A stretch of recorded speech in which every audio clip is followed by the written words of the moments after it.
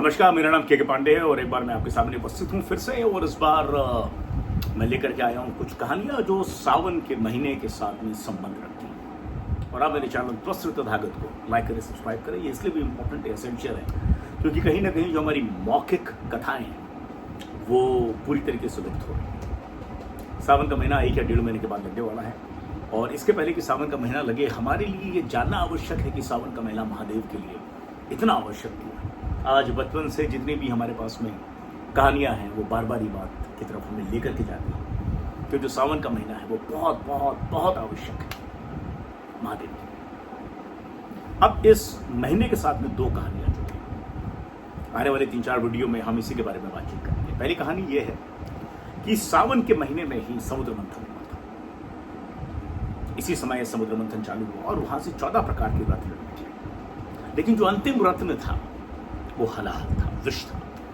और वो विष इतना प्रचंड, इतना विकट, इतना भयंकर था कि वो जितने भी प्राणी, देव, किन्नर, देवता, देवी, सारे के सारे लोग जो वहां पर उपस्थित थे वो जलने लगे उस विष की ताप से। तो लोग घूम फिर करके अंतो गत्वा महादेव के पास में गए और उनसे कहा कि बाबा इस विष का समाधान करें। तो फिर महादेव ने उस विष को अपने कंठ में लिया, लेकिन कंठ में भी जो विष था वो बुरी तरीके से तप्त होकर के महादेव को परेशान करने लगा।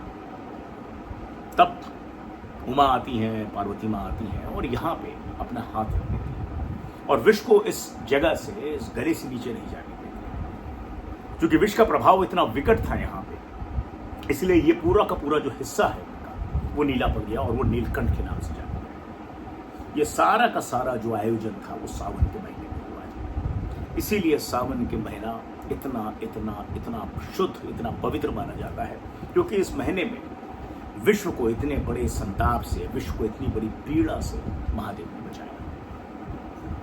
दूसरा जो कारण आता है कि क्यों सावन का महीना इतना विशेष है, वो इसलिए है क्योंकि जब सती ने अपने आप को दग्ध कर दिया राजा दक्ष के हवन कुंड के अंदर, तो दोबारा जब उन्होंने जन्म लिया माँ पार्वती के नाम से, तो सावन के महीने में उन्होंने महादेव की आराधना करी और महादेव को प्राप्त किया। इसीलिए जो सावन का महीना है, हमारे शास्त्रों में, हमारे हिंदू अध्यात्मों में, हमारे चिंतन में, हमारे मनन में इतना पुण्य और इतना ओजस्वी महीना कहा जाता है। आपने इतनी देर तक मेरे को सुना, उसके लिए आप सब लोगों का सहर्ष धन्यवाद।